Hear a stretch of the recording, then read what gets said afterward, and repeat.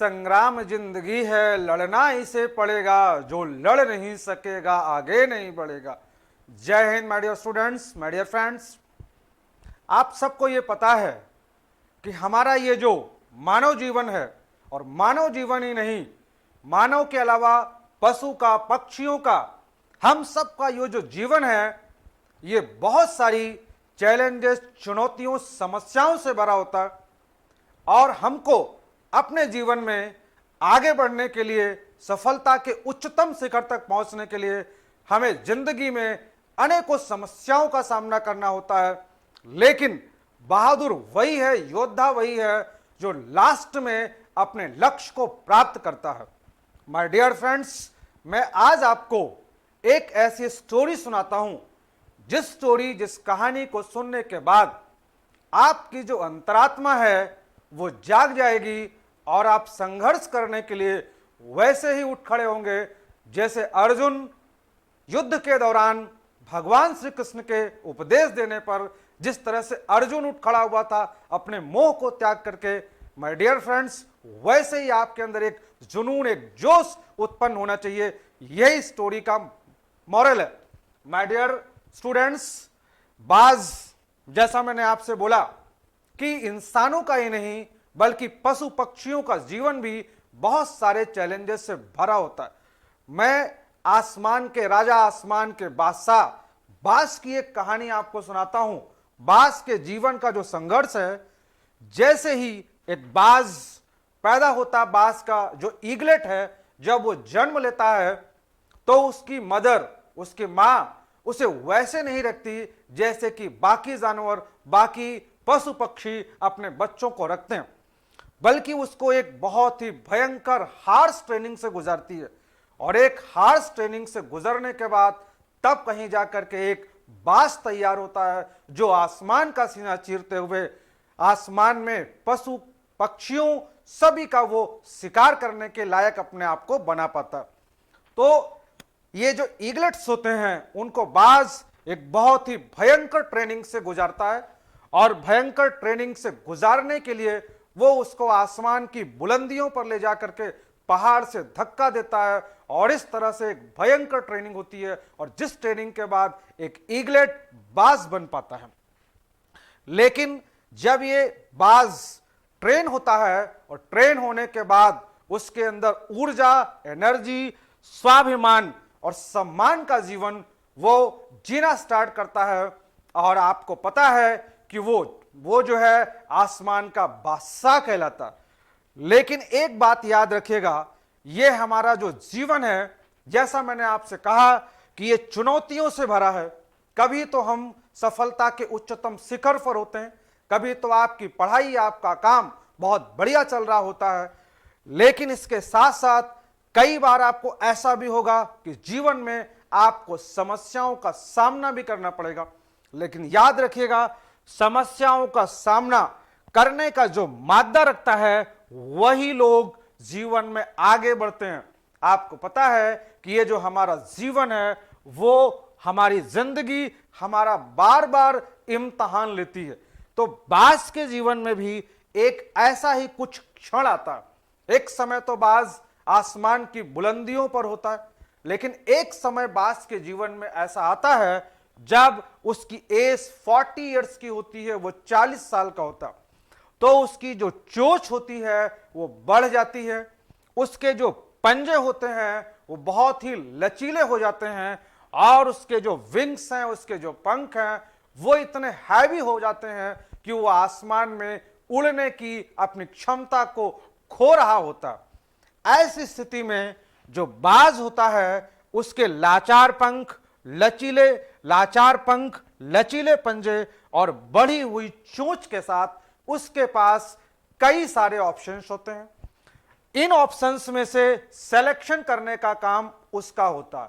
बाज यहां पर क्या कर सकता है, वो अगर चाहे तो बाकी जानवरों की तरह से, जैसे गिद्ध है और बहुत सारे जानवर होते हैं, वो चाहे तो उन जानवरों, उन पक्षियों की तरह से मरे हुए जानवर को खा करके अपना गुजारा कर सकता है। इसके साथ ही अगर वो चाहे तो अपने जीवन को समाप्त कर सकता है, क्योंकि इस समय स्थिति ऐसी है कि उसका जीवन उसका साथ देना छोड़ चुका होता है और वो लाचार हो चुका होता है। तीसरा रास्ता क्या है? तो तीसरा रास्ता यह है कि वो अपने जीवन की खोई हुई गरिमा और उसके सम्मान को पुनः वो प्राप्त करे। लेकिन जो बाज है ये तीसरे वाले ऑप्शन को लेता है, ना तो वो पहले ऑप्शन को सेलेक्ट करता है ना ही दूसरे ऑप्शन को, बल्कि वो तीसरे ऑप्शन को सेलेक्ट करता है। और तीसरा ऑप्शन क्या होता है? तो तीसरा जो ऑप्शन है वो अपार कष्ट, संकटों और परेशानियों से भरा है। तीसरा ऑप्शन देखिए क्या है, हम सब की जिंदगी में ये ऑप्शन आते रहते हैं।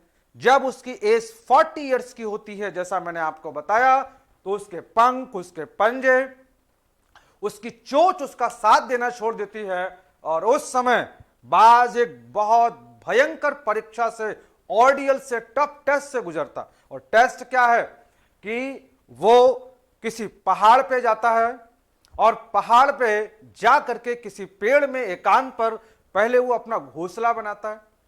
इसके बाद पहाड़ में बाकी पक्षियों से, जिनका एक दिन वो शिकार किया करता था, उनसे छुप करके वो पत्थर में मार मार करके अपनी चोंच को तोड़ता और अपनी इस चोंच को तोड़ने में उसे अपार कष्ट का अनुभव करना पड़ता है। आप खुद कल्पना कर सकते हैं कि अपने अंग को ही काटने में, तोड़ने में कितनी तकलीफ होती है।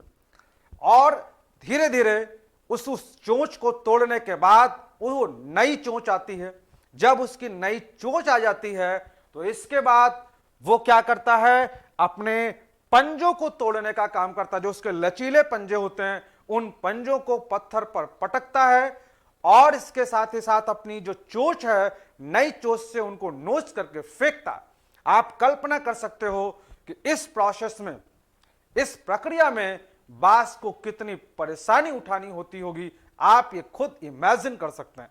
अगला स्टेप यह है कि जब उसकी नई चोंच और उसके नई चोंच और उसके नए पंजे आ चुके होते हैं, इसके बाद उसके जो पंख बहुत भारी हो चुके हैं, जिन पंखों से अब वो आसमान में कुलाचे नहीं बढ़ सकता, ऊंचाई को, गगनचुंबी ऊंचाई को पा नहीं सकता है, तो अब वो क्या करता है, अब अपने उसी चोंच से वो उन पंखों को नोच नोच करके फेंकता है। आप कल्पना करिए कि ये कैसी परीक्षा है, कैसा जीवन है जिसको जीने के लिए वो चयन करता है और जिंदगी में अपनी उस गरिमा को, उस स्टेटस को दोबारा अचीव करने की कोशिश करता है।